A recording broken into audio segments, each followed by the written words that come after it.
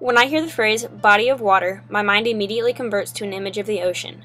Accompanying the ocean is a beautiful beach. However, it is not just any beach. I think of the Tybee Island beaches. Tybee Island is a barrier island located off the east coast of the United States. It is commonly referred to as being part of Savannah, Georgia, but is actually about 20 miles east of the city. The word Tybee means salt to the Native Americans that are my close ancestors. That is exactly what Tybee Island is all about for my family and I. Approaching the end of the 5-hour car trip down to the island that my parents make my younger sister and I sit still during, the smell of the salt water surrounds us. As the salty scent enters our noses, it brings alive all the times we have spent together on the island's beaches. Ever since I can remember, I have traveled with my mom, dad, sister, and various relatives to Tybee Island for at least a week every single summer. The reason we chose Tybee Island is because my dad's side of the family lives in Savannah. We usually combine our visit to see them and our beach vacation into the same trip. Although I wasn't aware at the time, the summer we went to the beach the year I turned 8 would be the last time my sister and I ever saw my dad's parents, my granny and granddaddy. They lived in Savannah along with my dad's brothers and owned a condo on Tybee Island. Whenever we went to see them and had to leave their house and drive back home, I cried almost the entire way. I loved them so much, and that last summer was an amazing one.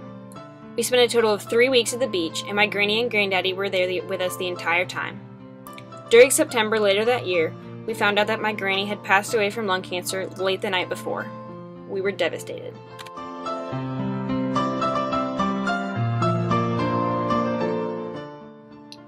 I can still remember the salty taste I encountered as tears fell down my cheeks and around my lips. That taste almost made the moment even worse because it brought back all the what were now bittersweet memories from the previous summer and the numerous hours we had spent at Tybee Island in the years before. Even though my granny wasn't with us anymore, and my granddaddy was too sick to join us, we still went to Tybee Island every summer. The smell of the salt water as we approached the beach always remained the same. Each trip we took was filled with laughter and the same fun activity we had had before, but there was always a lingering sadness surrounding the absence of my granny and granddaddy. However, the sadness was bittersweet because the memories of all of us together at the beach were good ones.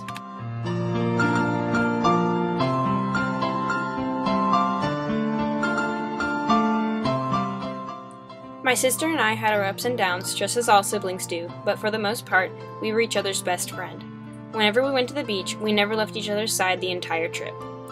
One year, my parents bought us boogie boards, and we thought they were the coolest things ever. We brought them into the water and sat on them, attempted to stand on them, and my dad taught us to ride the waves into the shore on our stomachs using them. That always lasted for quite a while until one of us slipped up on the technique, rolled off the board, and ended up with what seemed like 8 gallons of water up our nose. When we finally got tired of playing in the ocean, we turned our attention to the sand. My sister and I did almost everything you can think of in the sand of the beach. We made mud pies and drip mounds, built sandcastles, and sometimes we built moats around our elaborate castles. One summer in particular, my sister and I were attempting to build a moat, but it just kept sinking in everywhere and wasn't turning out like we wanted it to. So, we abandoned the moat idea and set our eyes on digging a big hole. We worked and worked on that hole. After a while, it was up to my sister's waist when we were standing in it. I had a crazy idea and began to throw some sand back in the hole on top of her, and I ended up filling the hole all the way up until just her head was sticking out of the sand. This began to develop into a tradition. From then on, every summer when we took our vacation to Tybee Island, we ended up with someone completely buried underneath the sand at some point. A couple of times, that someone was me. I remember feeling the weight of the sand increase on my body as they came closer and closer to completely filling in the hole around me. When they were satisfied with their job, I had to fight my way out from underneath the heavy weight of the damp sand and run into the ocean to wash off.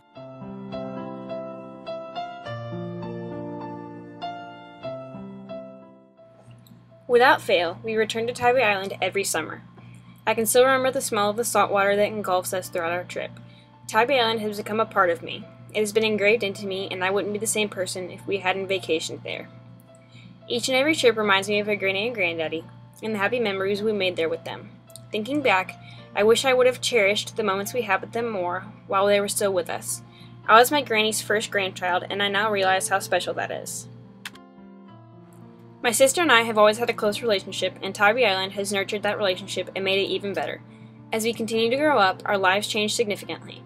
I attend college out of town, so I'm hardly ever home. But we still have our trip to Tybee Island planned for the summer, the same as we always did.